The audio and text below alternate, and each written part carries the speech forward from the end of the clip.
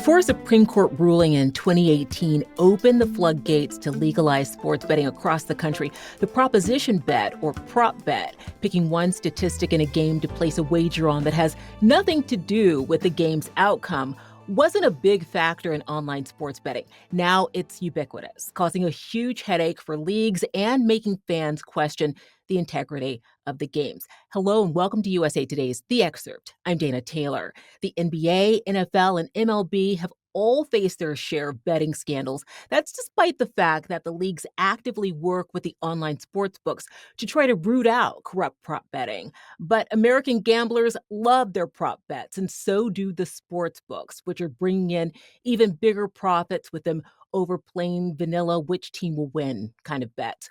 What do the leagues need to do to maintain the integrity of their games? Joining me now to dig into all things prop betting is USA Today sports reporter Steve Gardner. Thank you so much for taking the time to join me, Steve. Thank you, Dana. Great to be here. I want to start with the NFL because that's the only league that hasn't had a betting scandal in the past few weeks. The NFL sent a memo out to all the teams last week to warn them about allowing illegal prop bets. What was in that memo? Well, it was basically just telling NFL players don't get caught the way that MLB players and NBA players have over the last few weeks. Just reiterating, don't allow information that's not public to third parties, people who could use it for gambling purposes. And of course, reminding them that they can't bet themselves on anything in pro sports, casino games, anything that could possibly put a cloud over the outcome of what's going on the field. And Steve, there's an update to the NBA betting scandal. I know that involves a few former members of the LA Lakers. Can you tell us what the latest is on that front and what they're investigating?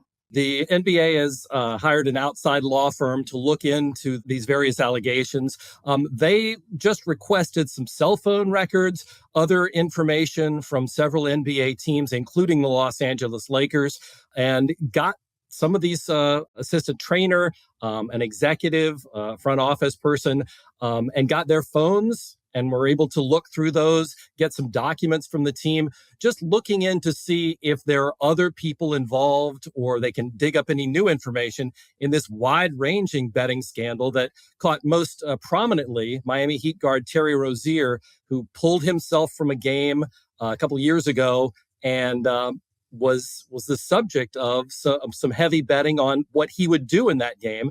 And when he didn't play, obviously his point totals and everything else in the game was a lot less than they should have been. And some gamblers made a lot of money off of that. And they feel like that's just the tip of the iceberg. The reason the Lakers were involved is that a shooting coach for them, Damon Jones, was also named in this big investigation and was arrested.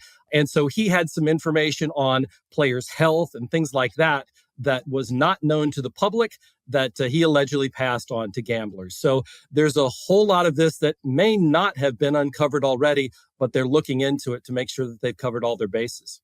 We haven't talked about the MLB micro betting scandal yet.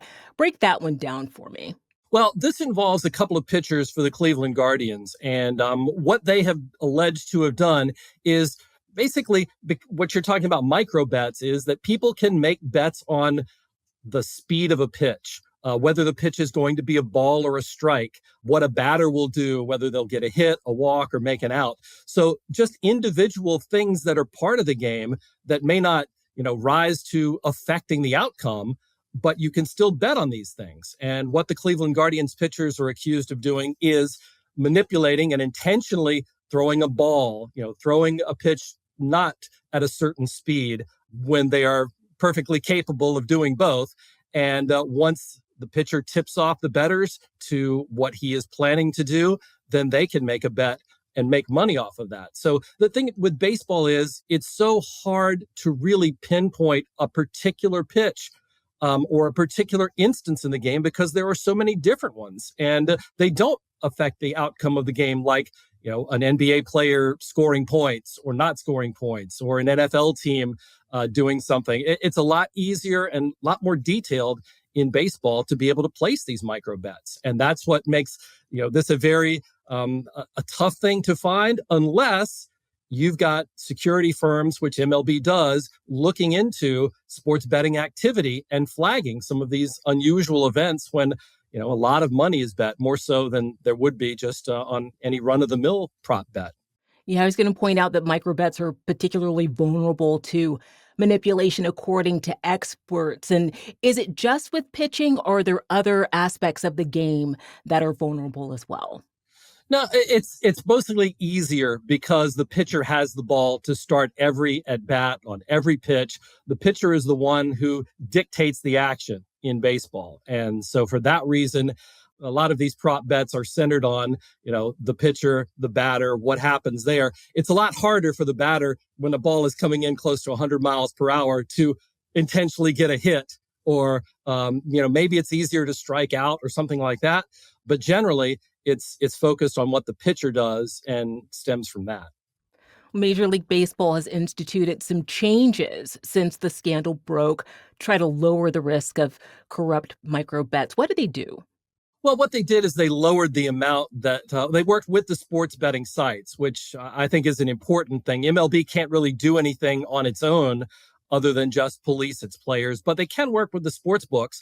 And what they did is they lowered the maximum amount that can be bet on some of these micro bets. So the potential payoff is not as great. Also, what some bettors were doing were creating what they call parlays, where you bet 3 specific bets or 4 specific bets, multiple bets, all in the same wager.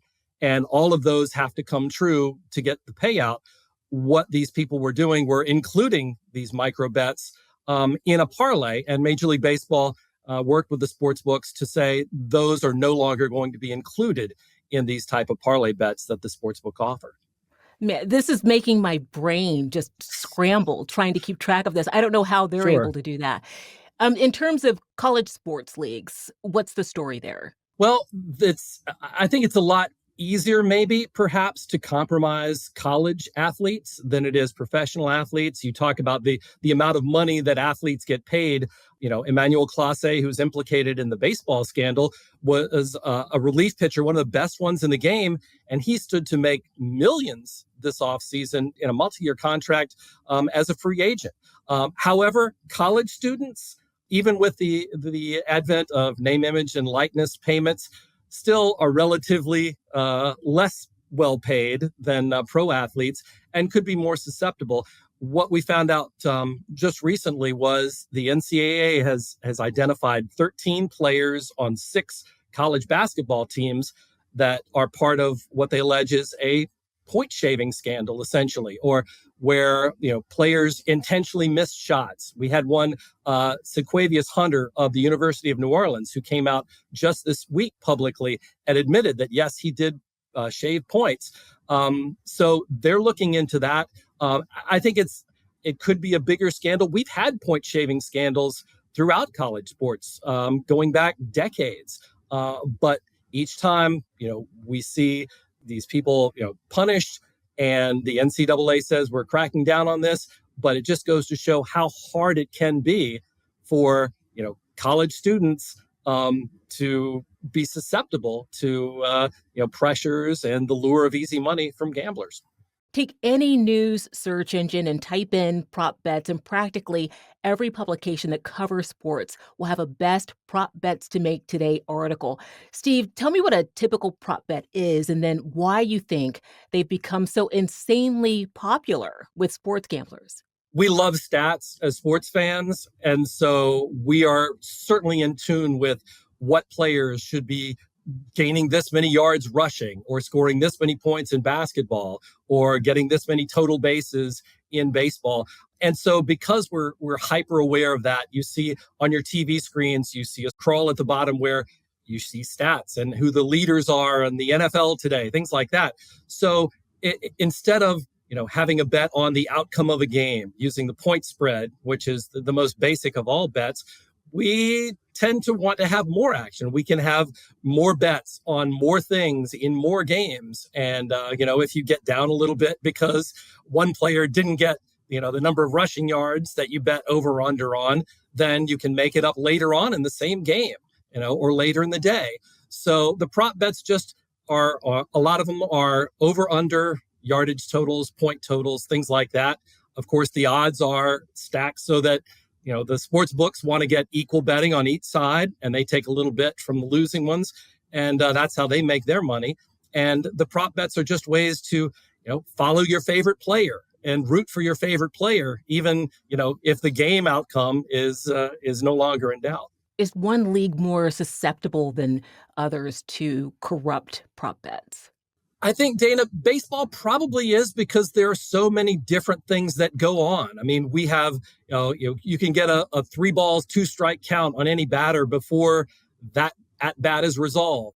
We've got hundreds of pitches on both sides of a baseball game, a regulation 9-inning game. So there's so many different events, I think, that can be bet on in baseball. And I think the other thing, too, is that relatively speaking, baseball players, we're talking major league professional baseball players, are the lowest paid of the major sports. And when you have some of those, pitchers making the league minimum, those are the guys that have the ball, that can control the outcome in some regards. Whereas in basketball and pro football, the people with the ball in those instances, point guards, quarterbacks, they're making an awful lot more money. And they don't need to get these small amounts, these kickbacks or whatever they may be getting as a result of the situation. That's what makes the Class A allegations so much more hard to understand, because he was in line for a huge paycheck and he just kind of jeopardized his entire career, his entire earning potential for a few $1,000s in kickbacks. So I think baseball would probably be the one that would get the most focus, because it may be a little bit easier than pro basketball or pro football to manipulate, or for one player to manipulate. But then again, as I said earlier, you get into the college ranks, then I don't want to say this, but all bets are off. Maybe there's a better way to put that. There's a better way to put that, Steve. So I'm wondering, what can the leagues do to restore fans' faith in the integrity of the sports?